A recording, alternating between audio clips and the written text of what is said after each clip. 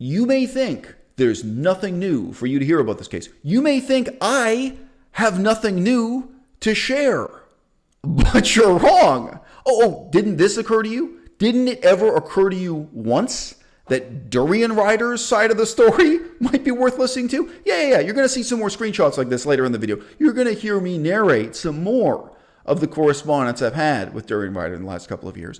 But just with this first snapshot, you can see the dynamics of the conversation. At a glance, I'm pressing him to take responsibility for the allegations he made against me. I'm pressing him to admit publicly in a YouTube video that this was nothing but a bunch of lies that he made up himself. And although he is being friendly in his reply to me, although he is being jocular, and for several years now, we've managed to remain friendly and jocular with one another, he's nevertheless refusing to take responsibility. He's nevertheless refusing to say publicly that this is defamation, pure and simple. These were nothing but lies and fantasies that he made up in his own head. And as I've already said in a recent video, they're lies that have had devastating long-term effects for me and my life. But the devastation was mutual. And the devastation for him, for his life, for his career, no doubt has been far, far worse than the devastation in mine. Sorry to all my fans. Our fans, man. You guys looked up to us so much. I feel like we let you down. I'm so sorry. To make up a number off the top of my head that has no real quantitative basis, I would guesstimate that Durianrider has lost 90% of his audience. If you put Durianrider and Freely together, the two of them have lost more than 90% of their audience. But what's more significant is this. They've lost the credibility they had with their audience. The few people, the few stragglers who still care about Durianrider's opinion, they don't care about it now the way they used to. They were profoundly discredited by this conflict they had with me. And, by the way, I do not depict myself as a passive victim in that conflict. I was a critic of Freely. I was a critic of Durianrider. And I was much more active and muscular in that controversy than someone who's just giving the latest Batman movie or the latest Star Wars movie a negative review. I was engaged in a political struggle to define and redefine what the future of the vegan movement would be. I can't believe that this has happened. I can't believe how many people have sided with Aysel Mazard in this case.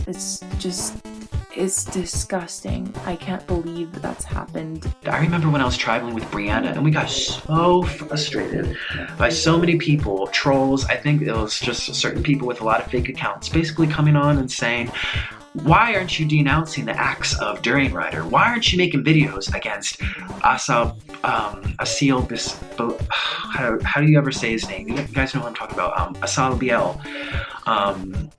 I'm sorry, I know that name's really wrong. But anyways, basically someone who was having conflict with another YouTuber, making claims, that person made claims, this person made claims. It's like, we were like, why are we obligated to make videos? Just because you're vegan and I'm vegan doesn't mean I have to make videos taking my stance on everything. It's like saying, I'm a Democrat, and oh, you didn't make a video saying why Donald Trump did this to piss you off. What kind of Democrat are you? Here I am writing to Durianrider directly in May of 2019. And I say, Durianrider, here's an example of somebody who still believes the lies you made up about me. This is a comment from just within the last few hours. I'll show you that comment in one moment here. You should really issue a retraction. Not an apology. You don't need to apologize. Apologies are irrelevant. It doesn't need to be emotional. It needs to be factual.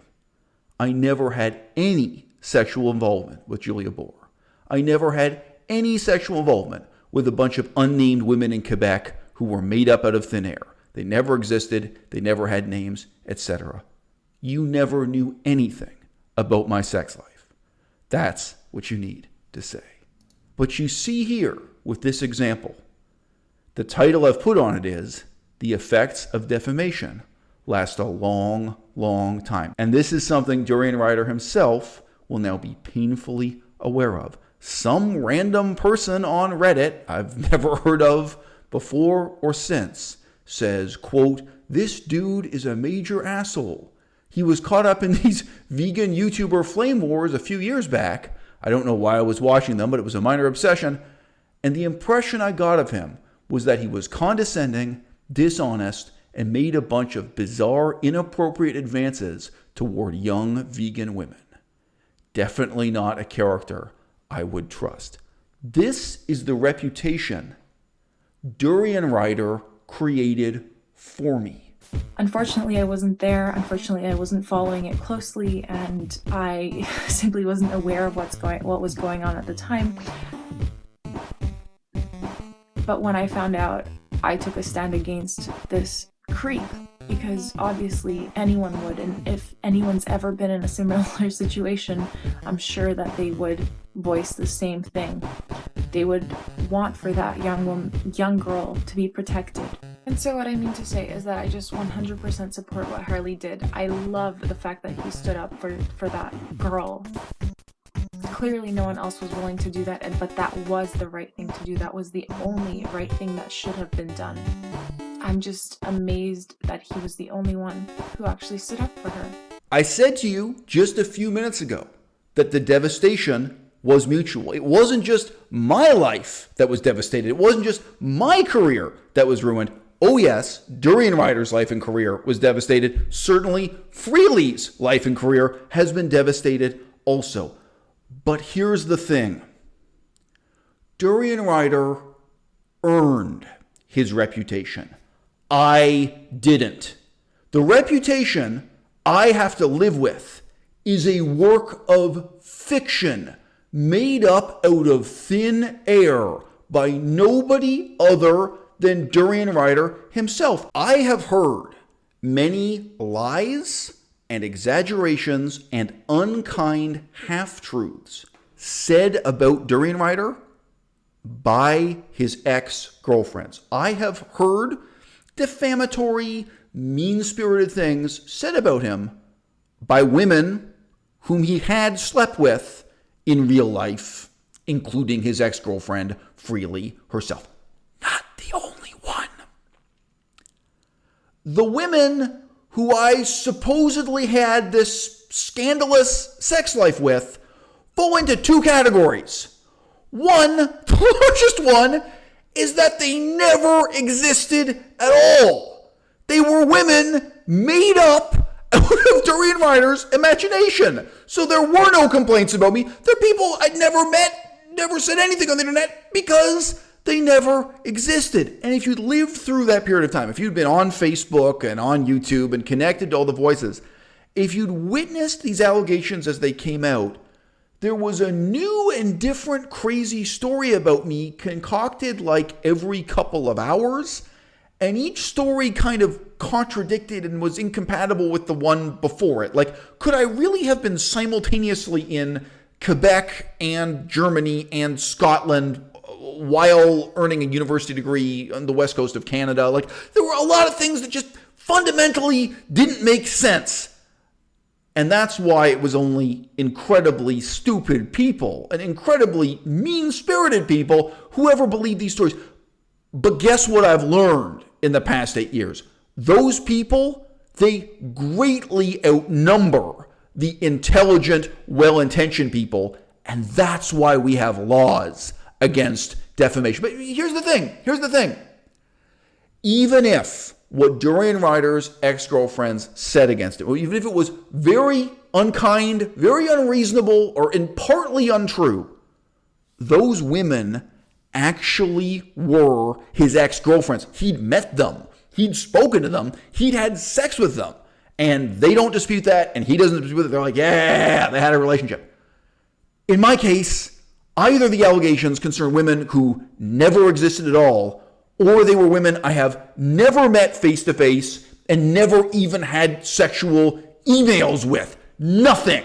In either case, It's complete fiction. It's defamation. So while I would easily say Durianrider's life has been ruined far more than mine, in his case, his life was ruined as a consequence of deeds and misdeeds he'd actually done. Sins of omission and sins of, but they were his sins. They were decisions he made that have had terrible consequences for him. In my case, I'm dealing with the consequences of a fiction made up in the mind of Durianrider. I can't believe that people would be so stupid to actually pick Isel. It's like they would pick anyone, just not Harley, because they have some personal grudge against Harley. It's just disgusting. So, it's just, this is why vegans annoy me. And then they continue by saying, eating in front of a camera is not activism, Nick.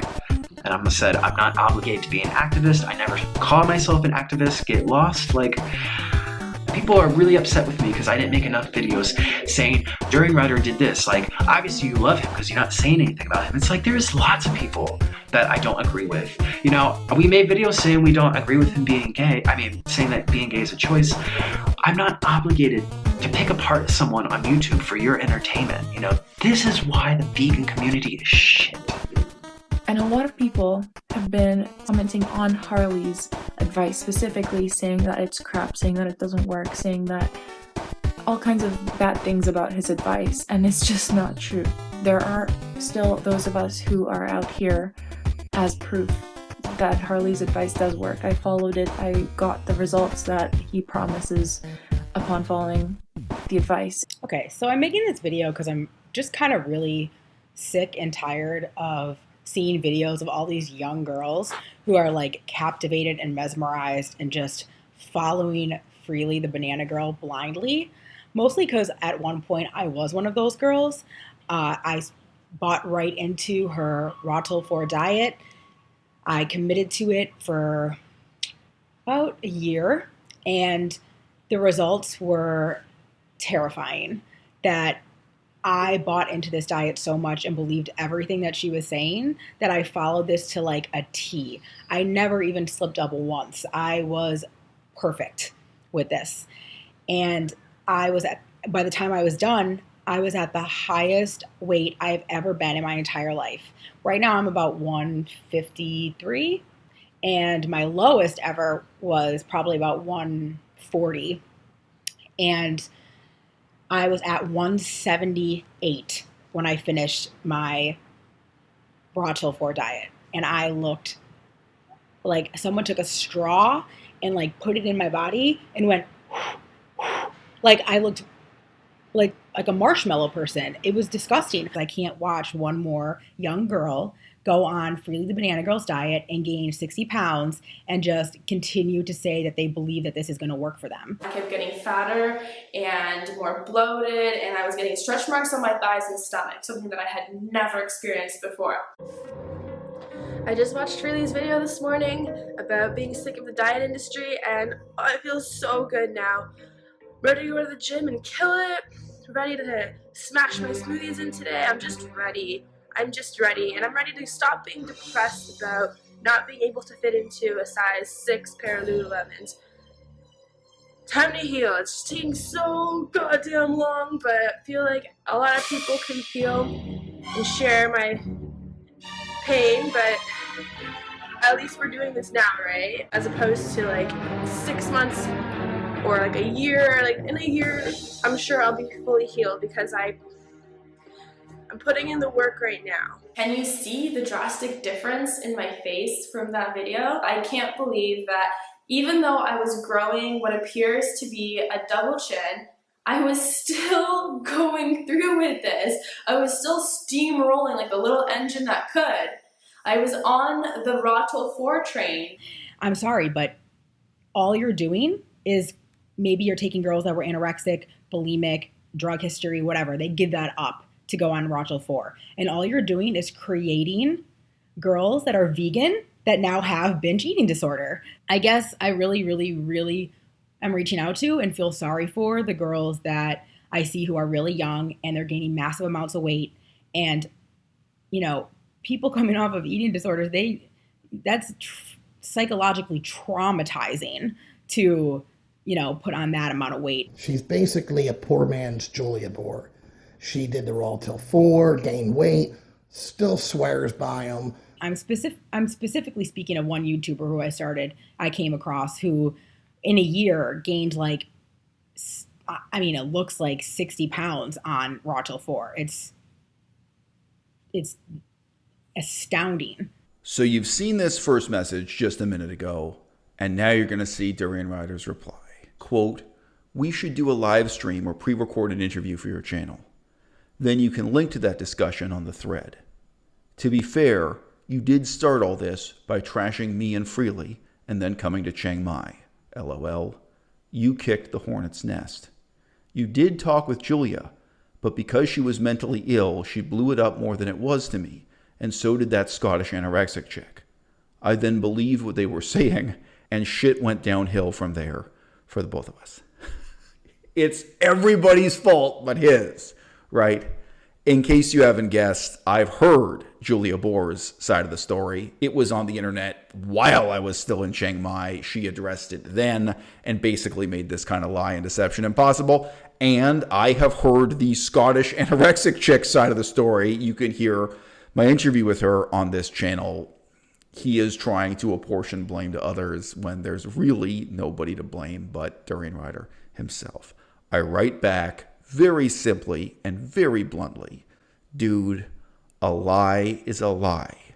You made up lies about me, and I didn't make up lies about you. I'm in Bangkok currently and for the next few days. He writes back, "How long are you going to be in Thailand for? We will be there in a few weeks. We could even film it in a park." Just point out, this is May of 2019. No action was ever taken. No initiative was ever taken on his side. He's never lifted a finger to make this right or to take responsibility in any way. He followed up that short message by saying, "And if you find anything on the net that you want me to delete about you, then let me know. I'm happy to delete it. I think the video that irked me the most was you did something about Crohn's disease and said I never had it or something, and that pissed me off. Because I did have years of bleed stools and have helped so many people with Crohn's, IBS, colitis, etc. over the years, and a video like that lowers people's faith in fruit-based vegan diets," he's leaving out a few words here, "for digestive recovery, if that makes sense. I don't care if people call me a fucktard or whatever, but when they knock information I'm just putting out there so people can get healthier, stay vegan, etc., it gets me pissed. LOL. You would have to have a very short memory indeed to believe this version of events. But as you'll see, I keep this a relatively upbeat, friendly discussion in my reply. Quote, "Yeah, I know.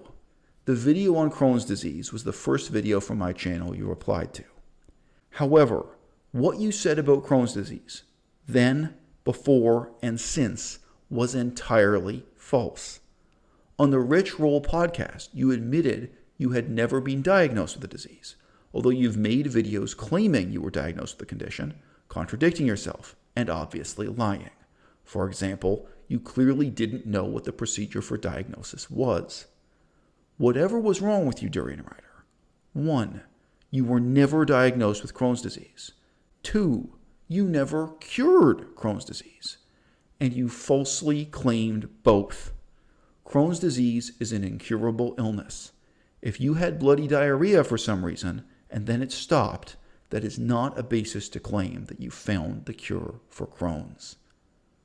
I talked to someone who actually has the disease and who cross-examined you on livestream, and you clearly knew less about it than the average person who just reads a Wikipedia article on the subject. And yeah, I've made videos on all this stuff, including one in dialogue with that person who cross-examined you. For more than 2 years, you carried on a campaign against me, calling me a pedophile, calling me a sexual predator, and calling me a scam artist. You didn't just make threats of violence against me.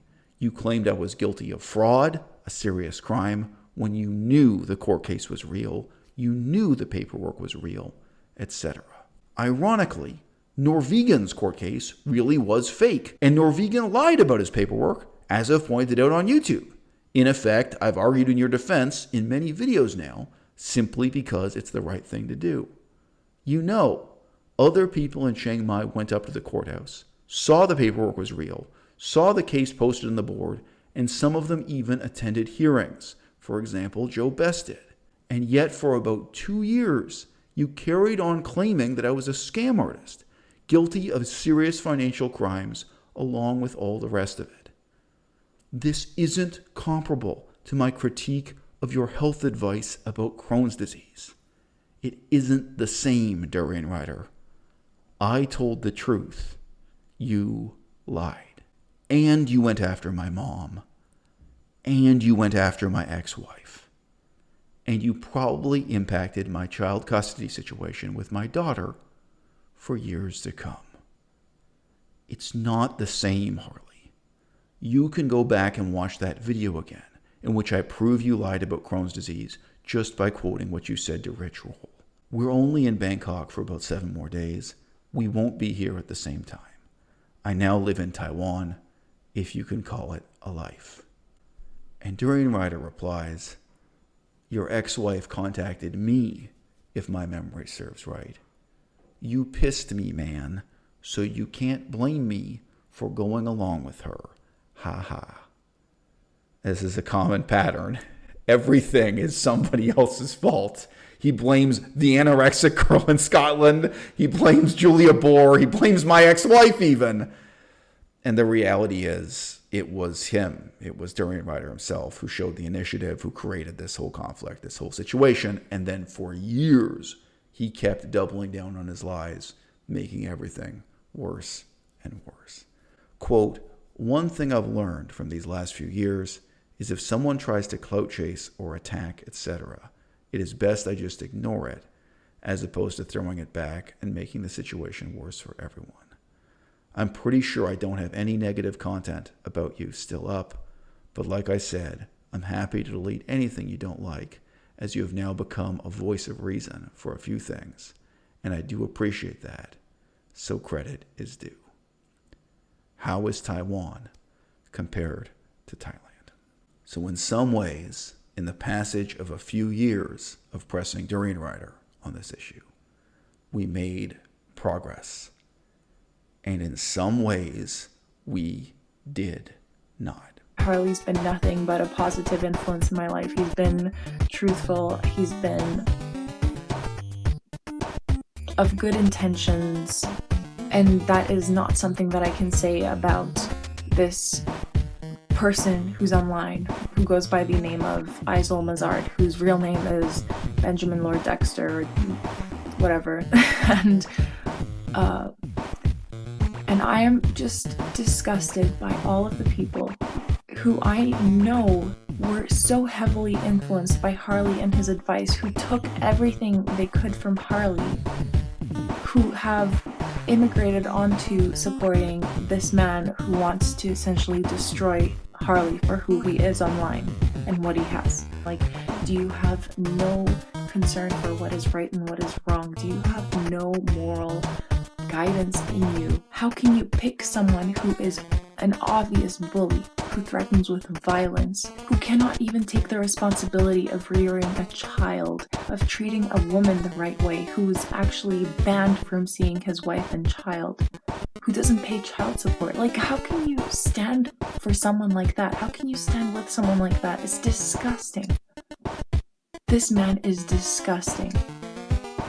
I absolutely stand by what Harley did and what he said about him. I'm absolutely disgusted at the fact that nobody else had stood up for the 16-year-old girl who was being targeted by this creep Aizol Mazard last year at Harley's festival. Not everyone is an idiot. Even in this intellectually dismal context of these allegations and counter-allegations being made in a YouTube comment section below a video this stupid, you will find there are some people lining up to point out the obvious facts of the case and insist on the difference between right and wrong. Somebody called Spicy Dragoon writes in and says, The cognitive dissonance of comments like yours never fails to amaze me, and this is why justice is so difficult.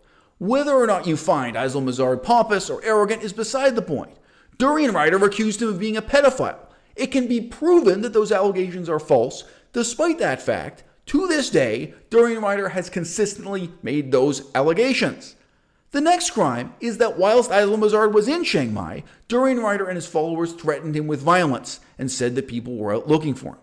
The first accusation without evidence is known as libel. Libel meaning, as defined by Google, a published false statement that is damaging to a person's reputation, a written defamation. If memory serves me, Aysel Mazard is a teacher, which means that an accusation like that by someone with a significant online following can cause him to lose his job. It can also cause him problems with his personal life. So, Aysel Mazard has an obligation to defend himself. If he has issues with his ex-wife, that's nothing at all to do with people online or Durianrider making up these libelous allegations against me. Here's the thing. You can take one of two attitudes towards this. One is kind of passive and defensive. You can say, as he puts it here, that you have to defend yourself. And the other is more active and assertive. You can say, look, I don't have to defend myself. I could sweep this under the rug, ignore it, forget about it, and move on with my life.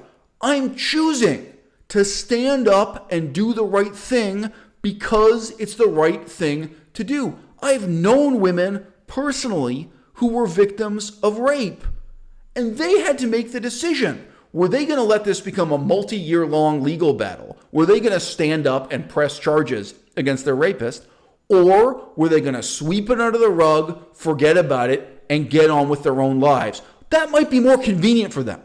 They might be able to just withstand the psychological damage and get on with their lives. You know what the problem is?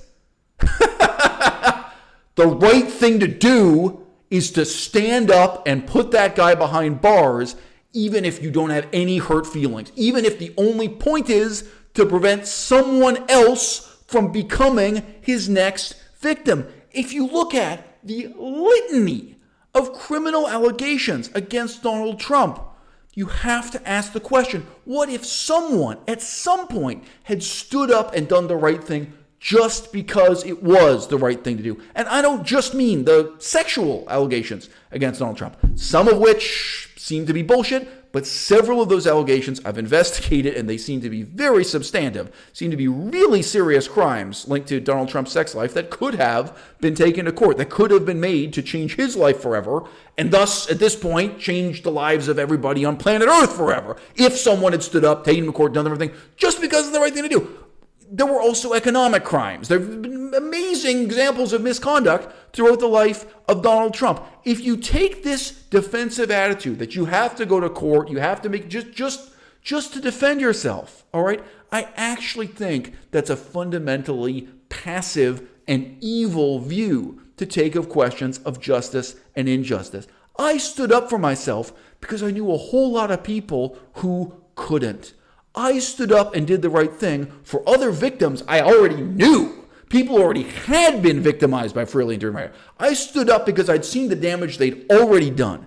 And I stood up to prevent more damage being done in the future. And whether or not I win this court case, whether or not this criminal trial finally ends with Durianrider being handed a jail sentence in Thailand, in that sense, by standing up on a point of principle, I won. And if someone 10 years ago, 20 years ago, had stood up and put Donald Trump in prison, okay, maybe he would have gone to prison for 6 months, and maybe he would have gone to prison for 6 years. All right? Think about the later knock-on consequences politically for the leadership of Donald Trump. That's the sense in which I'm taking a stand here. Yeah, sure, it's partly to defend myself. It's partly to defend or to avenge the other victims involved here. But as I've said again and again, I don't see myself as a passive victim. I see myself as someone who's actively engaged in a political struggle to define and redefine what the future of the vegan movement should be. But what you don't see is the nights where I cry myself to sleep, or the intense loneliness that I feel, or times where I just feel like giving up. I am struggling, and really what you see online is not, I mean, I don't want to say it's not real, because it's still me, it's authentic. I never lie in what I put online, but of course I only show the good parts. Sorry to all my fans. Our fans, man. You guys looked up to us so much. I feel like we let you down. I'm so sorry. Oh, remember when those people were getting shot in the street? Where was that? Belarus. Is that how you pronounce it? Yeah, for a short time, everyone in the world seemed to care about the future of democracy in Belarus. And just a few months later, it seems impossible to jilt them out of their indifference on exactly the same issue.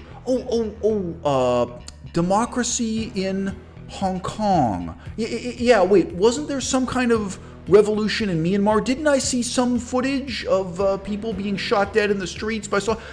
Yeah, funny how that works. There's a moment in time in which it's possible to raise millions of dollars in donations for something, and then there are years, there are decades in which it's impossible to push people out of their position of complacency, of indifference, and to say, this really matters. You can really make a difference here and now.